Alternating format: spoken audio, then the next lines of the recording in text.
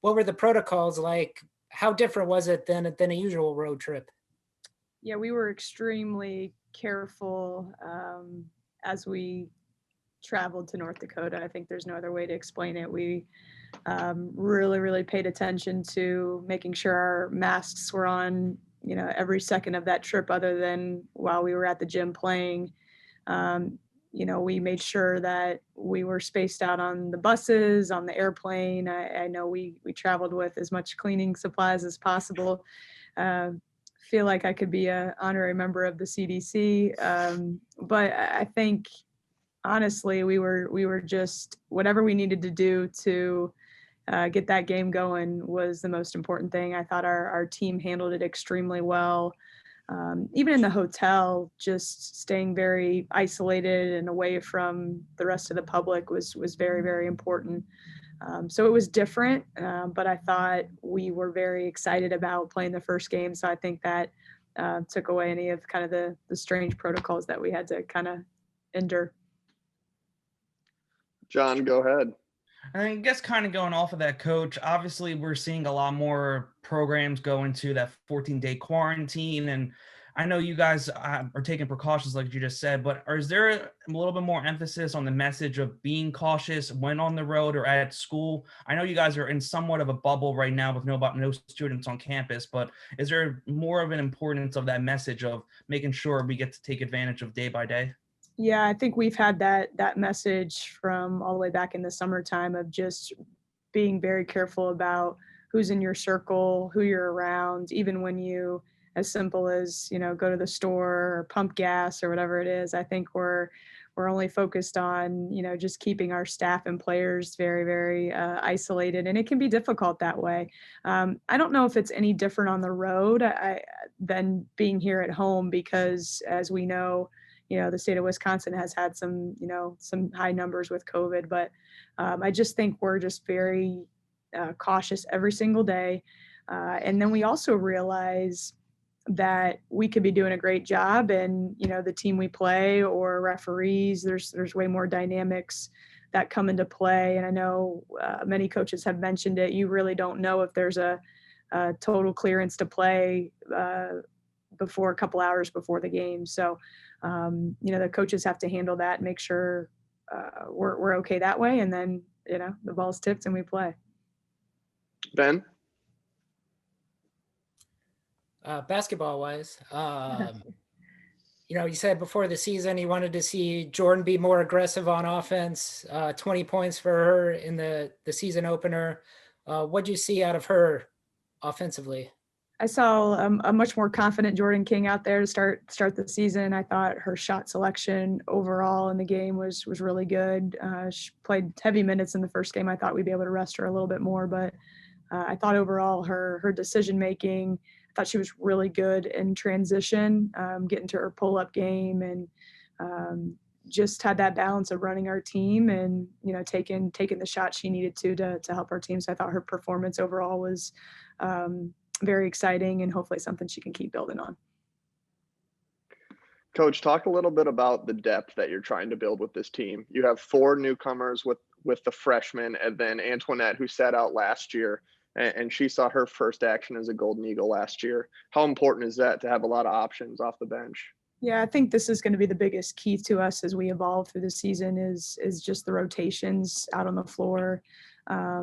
Changing different lineups, getting those freshmen and even sophomores more experience out there on the court. I can tell you after Sunday, we need more practice time. We need more time to, attack certain things on the defensive end. I thought if we say anything from Sunday, the biggest thing was, just our defense needs to improve. And that can happen early on in the season, as you get your kind of legs under you and get into game shape. But I know we're focused a lot on that defensive end. But yeah, I know every practice, it's a little bit strange to be, still looking at different lineups, come December, but we're still, very early in the season. So, it was nice to get Liza Carlin in there a little bit more. And I thought Taylor Valladay gave us some great minutes at the point position. And, I think just those kids coming off the bench need to find consistency in practice. And then obviously, hopefully that correlates into the game. And go ahead. Yeah, I was going to ask about Taylor. You know, I think she had 8 points in 10 minutes or something like that. How did she look to you? Expecting to get that larger role this year? Yeah, we wanted to obviously get her in that point position and Jordan off the ball and Sell off the ball a little bit more. And I thought she did a really nice job. Just I think that point guard position, you got to be poised, you got to play good defense, you got to make good decisions, and then if you can throw in a couple shots like she did, that's a good thing. Taylor's really athletic. She can push tempo for us in a positive way, and I know that the game experience for her is going to be really important as we play different opponents and different styles moving forward. John, go ahead. Last year, you guys were 13-2 at home, 9-0 in the Big East. Obviously, no fans in there. Is it going to feel a little bit different as that home court advantage, or is it still being treated as normal home game? Yeah, we love playing at home. We actually addressed it yesterday, how it will have a little maybe different feel without fans and our cheerleaders and the band. But it's still, sleeping in your own bed. It's still, having those rooms that our team likes, and no matter if it's a different kind of feel with fans or not fans, I think protecting your home court and not having to deal with, some of the travel protocols and all that is critical. So being able to win at home this season is super important. Coach, what's it going to be like with the quick turnaround from the game Wednesday to Friday? How have you tried to prepare the team, to take that on? Yeah, we've talked about this week, especially, Sunday through here playing Milwaukee on Wednesday and then a quick turnaround to start Big East play. It's strange in a lot of ways to play your Big East first game the same as your first week of playing college basketball this season. So it's a balance for our staff to find the practice time to get better, but also finding that perfect amount of rest and recovery to get them ready to go. And it's hard from the discipline side, probably us with us coaches, because we want to be getting after it and improving on things. And you love a 2+ hour practice at getting after it, but you got to be really smart this first week, especially as we've dealt with the quarantine and getting our players back in shape and all that. We have to be very smart.